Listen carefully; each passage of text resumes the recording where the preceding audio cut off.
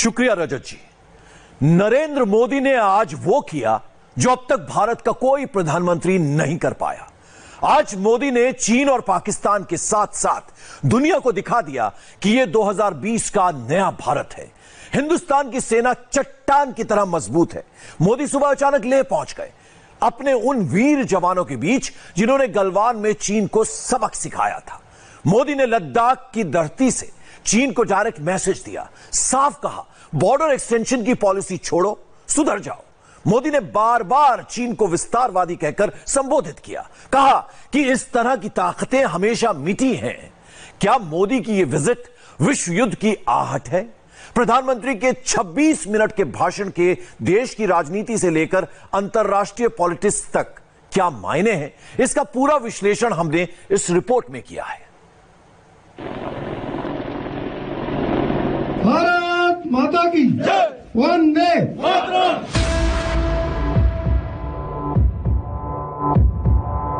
राष्ट्र कवि रामधारी सिंह दिनकर जी ने लिखा था, जिनके सिंहनाद से सहमी, जिनके सिंहनाद से सहमी, धरती रही अभी तक डोल। कलम आज उनकी जय बोल, कलम आज उनकी जय बोल। विस्तारवाद का युग समाप्त हो चुका है। ये युग विकासवाद का है। तेजी से बदलते हुए समय में विकासवाद ही प्रासंगिक है। विकासवाद के लिए ही अवसर है। अभी जो आपने और आपके साथियों ने वीरता दिखाई है, उसने पूरी दुनिया में यह संदेश दिया है कि भारत की ताकत क्या है। मोदी का मैसेज लाउड एंड क्लियर है, इंटरनेशनल भी इंटरनल भी। सियासत के लिए संकेतों का संदेश सिंपल होता है। सरहद की सिक्योरिटी के समीकरण में सियासत की सांप सीढ़ी नहीं खेली जाती। गलवान के वीरों की शहादत पर मोदी की गर्जना के मायने समझिए।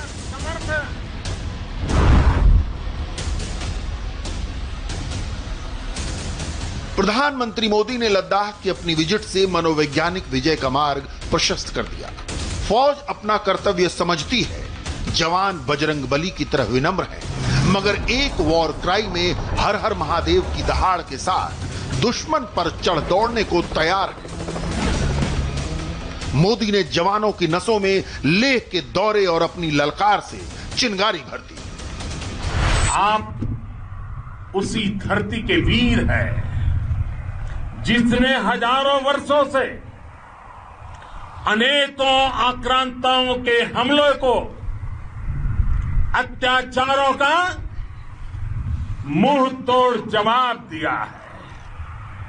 हम, और ये हमारी पहचान है, हम वो लोग हैं जो बांसुरीधारी कृष्ण की पूजा करते हैं, तो हम वही लोग हैं जो सुदर्शन चक्रधारी कृष्ण को भी आदर्श मान करके चलते हैं। इसी प्रेरणा से हर आक्रमण के बाद भारत और सशक्त होकर उभरा है।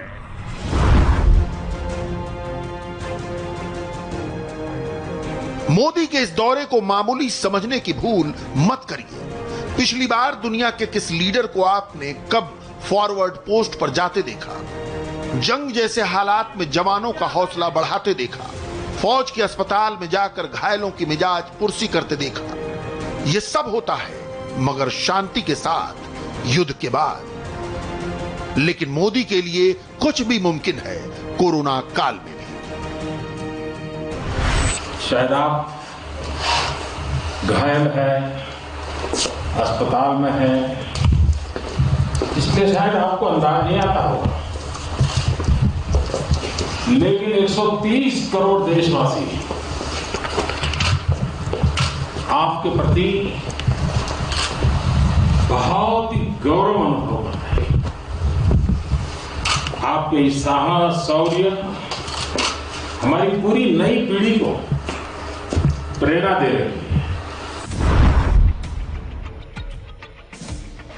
तमाम दुनिया हैरत में है।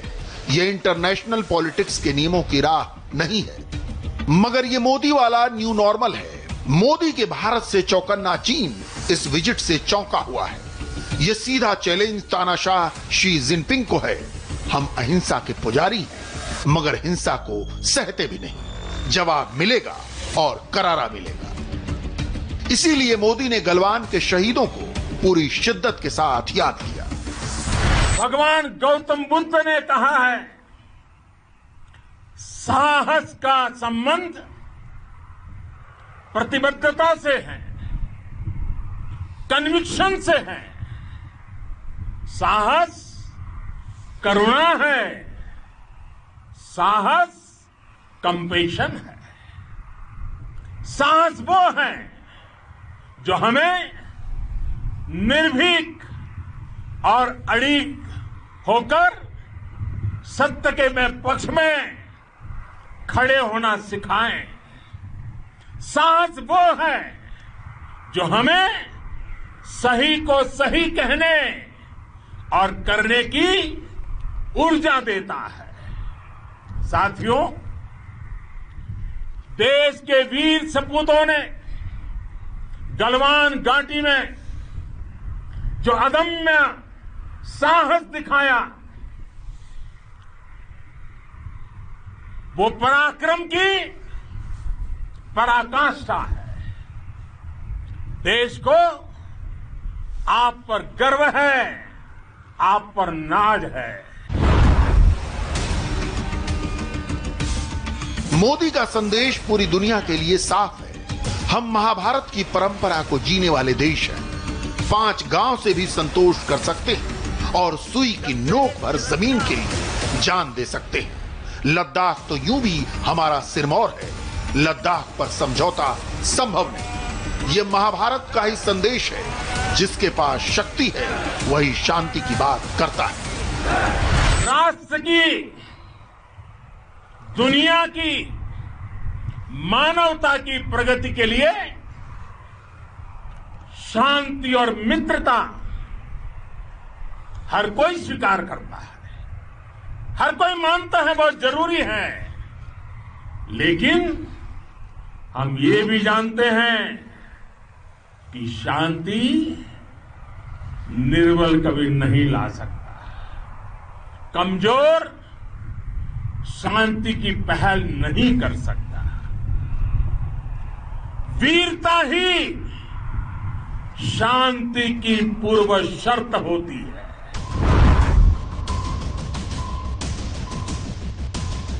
मोदी क्या कह रहे हैं इसे समझिए। इस ललकार की गूंज अगर बीजिंग तक जाएगी तो लौटकर घर तक भी आएगी। समझना राहुल गांधी की कांग्रेस को भी होगा, जो चीनी वायरस से लेकर सरहद पर चीन की चालाकी तक का जवाब अपने प्रधानमंत्री से मांगते हैं। विवेक का इस्तेमाल किए बगैर ऐसे ऐसे फर्जी वीडियो शेयर करते हैं जो देश की संप्रभुता के लिए चिंता का सबब है। यकीन न हो तो ये नमूना देखिए। लद्दाख के अंदर जो चमथंग का जो इलाका है, यहाँ जो इस इलाके के अंदर लगातार जो चाइना अपना एक्विजिशन कर रहा है। इस वीडियो की पड़ताल हुई। इंडिया टीवी ने इन्वेस्टिगेशन की तो एक शर्मनाक सच सामने आया। पहले शख्स का नाम सचिन मिरूपा है। इसे राहुल आम आदमी की आवाज बताकर पेश कर रहे थे, मगर सचिन मिरूपा राहुल की ही पार्टी के छात्र संगठन का नेता निकला। वो हिमाचल NSUI का जनरल सेक्रेटरी है। दूसरे का नाम टुडुप नुबू है, जो लद्दाख का रहने वाला है। वो यूथ कांग्रेस का जनरल सेक्रेटरी है। राहुल गांधी के शेयर किए वीडियो में एक और शख्स की पोल खुली। वीडियो में दोरजे गिल्सन लद्दाख को लेकर बड़े बड़े दावे करते सुनाई दे रहे हैं। दोरजे गिल्सन लेह की यूथ कांग्रेस के वर्किंग प्रेसिडेंट हैं। कुछ वक्त पहले दोरजे और नुबू ने एक साथ एक प्रेस कॉन्फ्रेंस की थी। उस कॉन्फ्रेंस का वीडियो भी आप देख सकते हैं। अंध विरोध इस सीमा तक ले जाता है। हैदराबाद में बैठे असदुद्दीन ओवैसी और बंगाल में बैठी ममता बनर्जी को भी समझना होगा, जो चीन के नाम पर वॉर मॉन्गरिंग का कोई मौका नहीं छोड़ते। मोदी का संदेश घर के विरोधियों के लिए भी है, जब बाहर से दुश्मन का हमला हो तो वक्त घर के मुखिया के विरोध का नहीं होता, अपने जवानों का भरोसा बढ़ाने का होता है। सेनाओं के लिए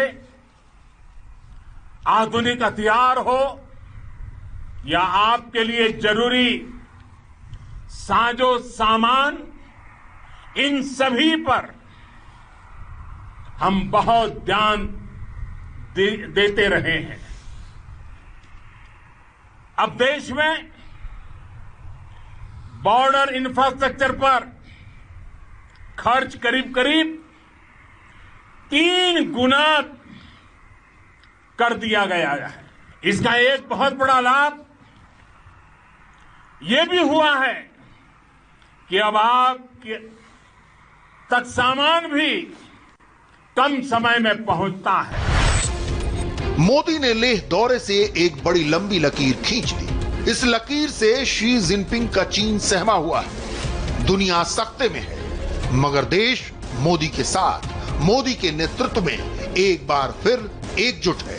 चट्टान की तरह मोदी के साथ खड़ा है। मोदी ने साबित किया है वो अनप्रेडिक्टेबल लीडर हैं, जो भारत माता की आन बान शान को अपनी सियासत से हमेशा ऊपर रखता है। भारत माता की जय, भारत माता की जय, भारत माता की जय। प्रधानमंत्री की लेह विजिट के बाद तमाम डिफेंस एक्सपर्ट्स कह रहे हैं कि युद्ध नजदीक है। युद्ध की तैयारियां देखने ही नरेंद्र मोदी आज सरहद के पास पहुंचे। अगर युद्ध हुआ तो यह तय है कि यह अब तक का सबसे खतरनाक और सबसे ऊंची चोटी पर लड़ा जाएगा। लद्दाख में कहां कहां युद्ध के फ्रंट खुले हैं, कैसा है यहां का भूगोल, कितना मुश्किल है बर्फीली चोटियों पर किसी भी सेना के लिए लड़ाई लड़ना, इन सवालों के जवाब के लिए हमने आपके लिए यह रिपोर्ट तैयार की है। आपका निश्चय उस घाटी से भी सख्त है जिसको रोज आप अपने कदमों से नापते हैं। आपकी भुजाएं उन चट्टानों जैसी मजबूत है जो आपके इर्द गिर्द खड़ी है। आपकी इच्छा शक्ति आसपास के पर्वतों जितनी अटल है। आज आपके बीच आकर मैं इसे महसूस कर रहा हूं, साक्षात अपनी आंखों से इसे देख रहा हूं। प्रधानमंत्री मोदी लद्दाख की जिन ऊंची ऊंची पहाड़ियों के बीच हिंद की सेना का हौसला बुलंद कर रहे थे, माता की जय, भारत माता की जय, वो मां भारती के शीश मुकुट की शान। भारत माता की, भारत माता की। खून जमा देने वाले इन शिखरों पर मोर्चा संभाले जवान 130 करोड़ भारतीयों का अभिमान है। हिंदुस्तान के इन रखवालों से मिलकर प्रधानमंत्री ने उनके कभी न हार मानने वाले जज्बे को सलाम किया। जिन कठिन परिस्थितियों में, जिस ऊंचाई पर आप मां भारती की ढाल बन करके उसकी रक्षा करते हैं, उसकी सेवा करते हैं, उसका मुकाबला पूरे विश्व में कोई नहीं कर सकता है। एलएसी के इन दुर्गम इलाकों में हिंद की सेना अपने अडिग और अटल हौसले से जब हुंकार भरती है तो ड्रैगन की सेना के दिग्गज भी डगमग डोलने लगते हैं। भारतवर्ष की इस अखंड धरा का स्वरूप विस्तार ही कुछ ऐसा है कि उसके आगे आसमान भी झुक जाता है।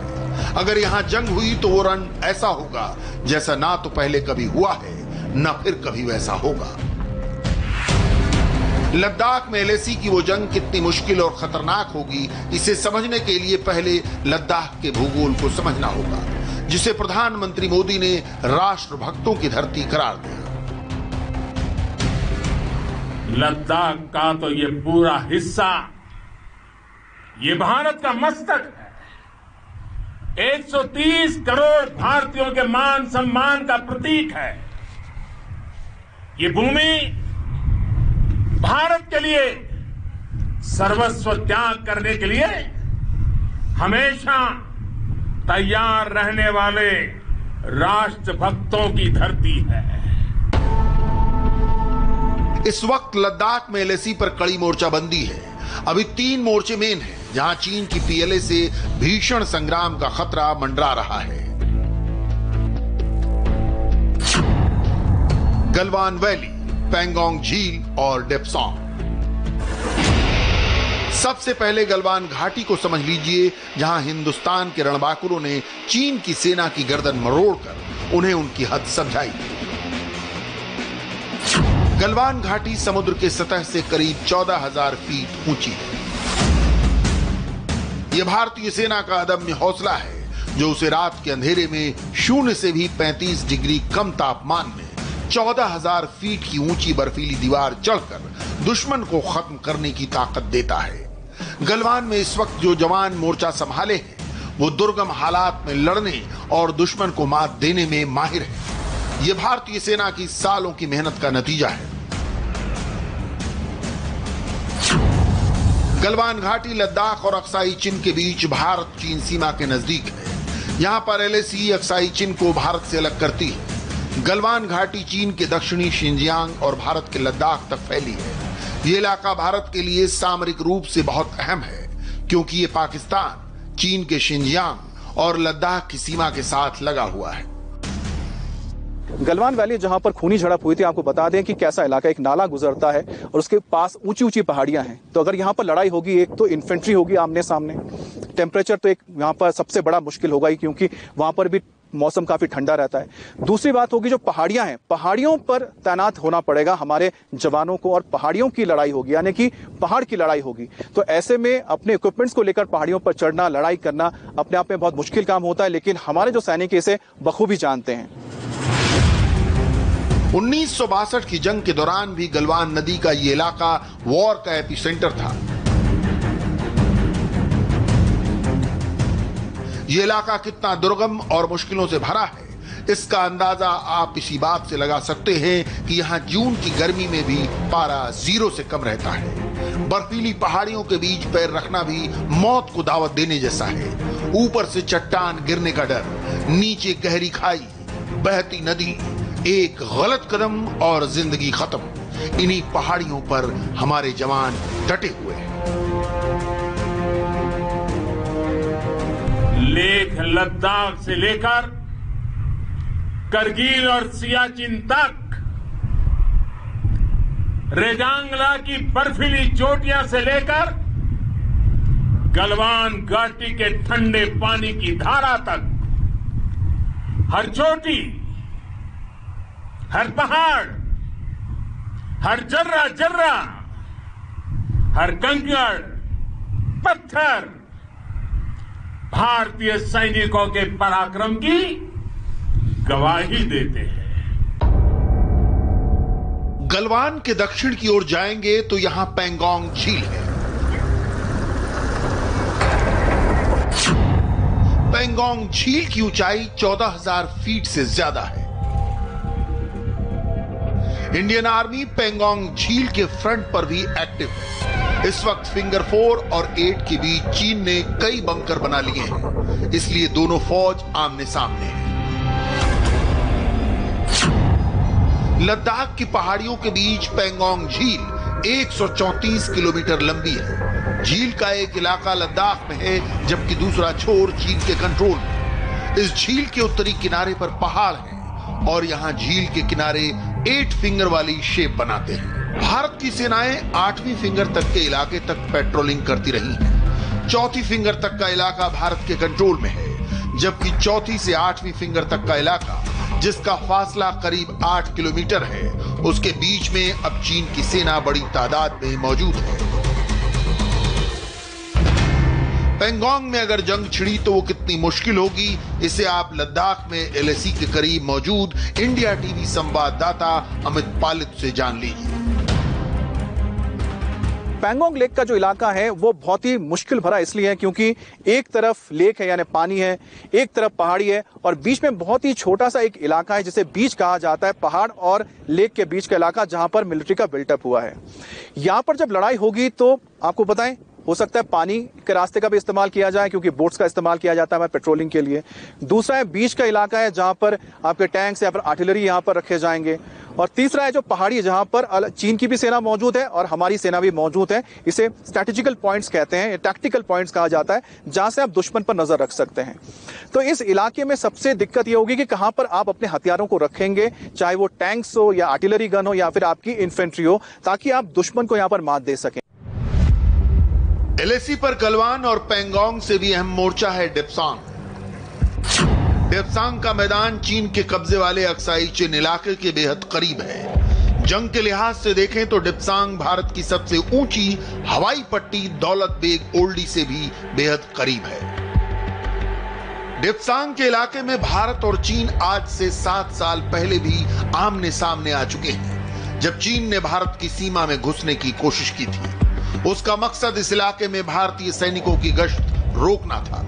2013 में भारत और चीन के सैनिक डेप्सांग के राकी नाला और जीवन नाला के मोर्चों पर आमने सामने आ गए। हालांकि बाद में चीन पीछे हट गया।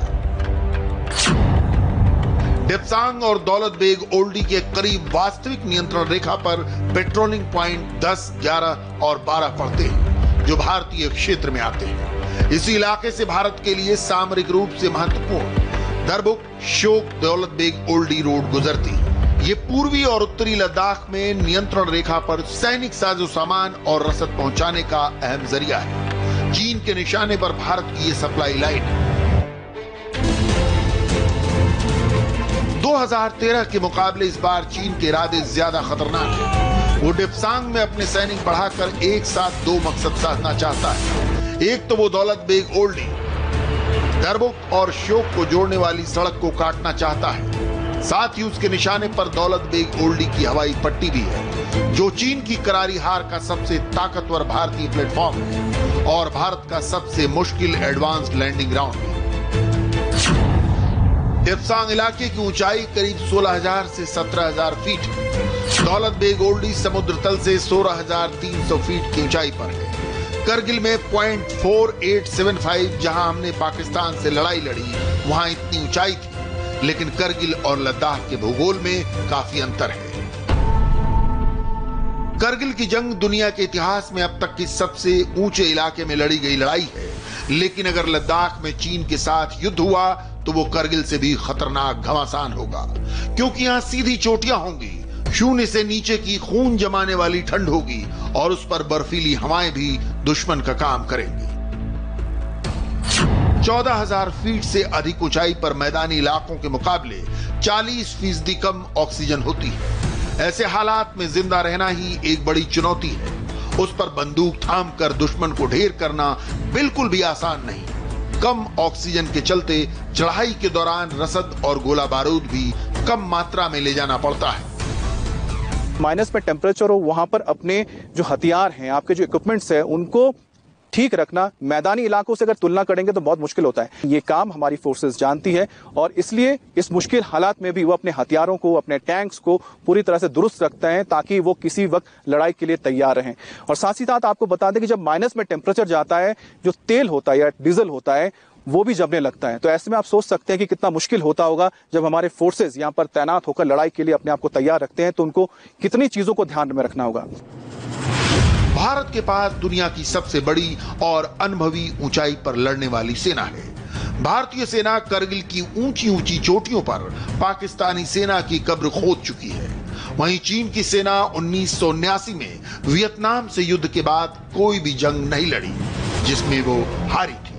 रही बात पहाड़ियों पर लड़ाई की, तो वहां भारत से चीन कोसों पीछे है। ऐसे में अगर लद्दाख में युद्ध हुआ तो वो ड्रैगन के लिए बहुत दर्दनाक होगा।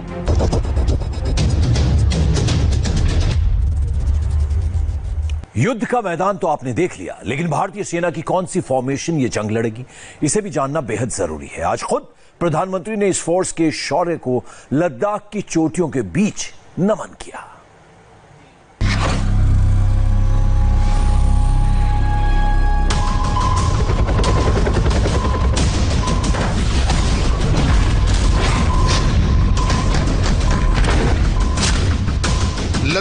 में सेना की 14वीं कोर एलएसी पर इस वक्त चीन के सामने दीवार बनकर खड़ी है।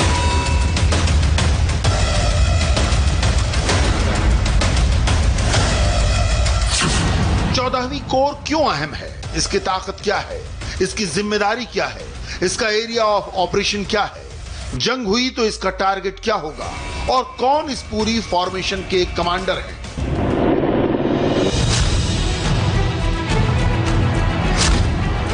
ये समझने से पहले इस जोश को देखिए। भारत माता की जय, भारत माता की जय। ये गूंज बीजिंग तक पहुंच चुकी है और ये मैसेज दिल्ली से नहीं बल्कि उस फ्रंट से गया है जहां मिशन चीन के खिलाफ सबसे बड़ा प्लान तैयार है। प्लान सीक्रेट नहीं है, नाम है फायर एंड फ्यूरी। भारत माता की जय, Vande Mataram, Vande Mataram, Vande Mataram. Fire and fury ये 14वीं कोर का सिद्धांत है, यानी आग और आक्रोश, और ये सिद्धांत सीधा चीन के लिए संदेश है। प्रधानमंत्री नरेंद्र मोदी जब लद्दाख के नीमू पहुंचे तो उनके सर पर कैप नहीं थी। इसके बाद उन्हें 14th कोर के लोगों की यही फायर एंड फ्यूरी वाली कैप दी गई। मोदी ने यही जज्बा जवानों के अंदर भी भरा। भारत माता के दुश्मनों ने आपकी फायर हुई देखी है और आपकी फ्यूरी भी। भारत माता की जय, भारत माता। 14th कोर इस वक्त लद्दाख के कौन कौन से फ्रंट पर तैनात है, ये उन्हें उत्तरी कमान के चीफ लेफ्टिनेंट जनरल वाई के जोशी ने समझाया। प्रधानमंत्री को बताया गया कि एलएसी पर कहां कहां चीन से सामना है। इसके बाद 14th कोर के commander lieutenant general Harinder Singh ने प्रधानमंत्री को बताया कि उनका प्लान क्या है, वो किस तरह चीन को काउंटर कर रहे हैं। प्रधानमंत्री को क्या क्या बातें बताई गई, उसके कुछ पॉइंट हमारे पास हैं, लेकिन उससे पहले 14th कोर को समझने के लिए देखिए कि सेना की कोर क्या होती है और इसके कितने हिस्से होते हैं, उनमें कितने सैनिक होते हैं। आप इसे समझकर भारत और चीन की मिलिट्री पावर का अंदाजा लगा सकते हैं। सेना की एक कोर में 2 या उससे ज्यादा डिवीजन होती हैं। एक डिवीजन में 3 या उससे ज्यादा ब्रिगेड होती है। एक ब्रिगेड में 3 या उससे ज्यादा बटालियन होती है। एक बटालियन में 4 या उससे ज्यादा कंपनी होती है और एक कंपनी में 100 से 110 सैनिक होते हैं। भारतीय सेना की 14 कोर, जिसके core commander lieutenant general Harinder Singh हैं, ये बेहद स्ट्रेटेजिक और इंपॉर्टेंट कोर है, क्योंकि एक तरफ इसके भारत पाकिस्तान की सरहद है तो दूसरी तरफ भारत और चीन की सरहद। इस कोर में 2 डिवीजन है। कुल मिलाके करीबन 30,000 से 40,000 जवानों की तैनाती इस पूरे इलाके में है। 14th कोर देश की सबसे टफ फॉर्मेशन मानी जाती है, क्योंकि जिन भौगोलिक हालात में ये काम करती है वहां लड़ना आसान है।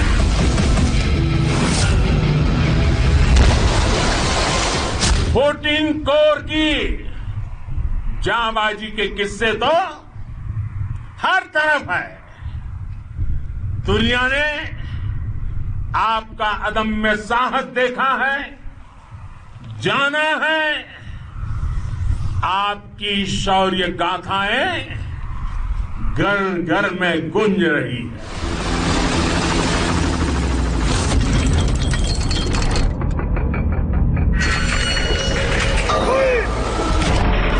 ये फौज द्रास, करगिल और सियाचिन ग्लेशियर से लेकर दक्षिण लद्दाख तक तैनात है।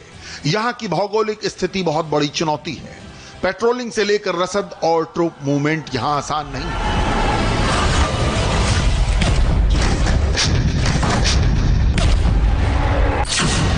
सियाचिन ग्लेशियर के लिए ही भारत के 6 से 7,000 सैनिक तैनात हैं और यहां सबसे ऊंची पोस्ट 6,749 मीटर की ऊंचाई पर है।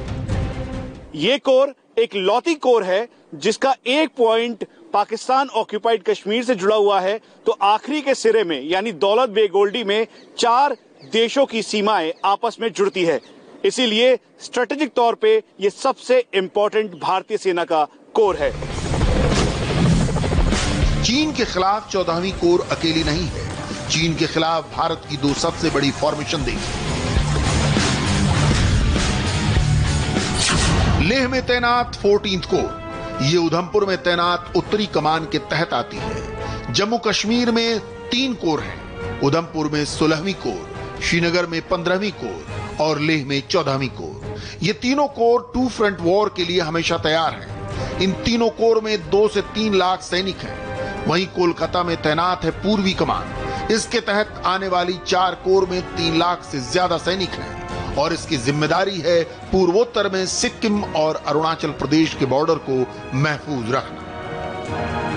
लेकिन इस वक्त पूरे देश की नजर 14वीं कोर पर है। चीन के खिलाफ पूरा मोर्चा 14वीं कोर की कमान में एक्टिव है और इस बारे में प्रधानमंत्री को पूरी जानकारी दी गई। लद्दाख में 832 किलोमीटर की लाइन ऑफ एक्चुअल कंट्रोल पर 7 जगहें ऐसी हैं जहां पर इस वक्त इंडिया और चाइना के बीच स्टैंड ऑफ बना हुआ है। ये जगहें हैं डेप्सांग, दौलत बेग ओल्डी, गलवान, पैंगोंग झील, गोगरा, ट्रिग हाइट और चुमार। यहाँ पर सांस लेना बेहद मुश्किल है, लेकिन इस कोर के जवान, ऑफिसर्स और अदर रैंक को पूरी तरह से एक्लिमेटाइज कर यहाँ पर लाया जाता है।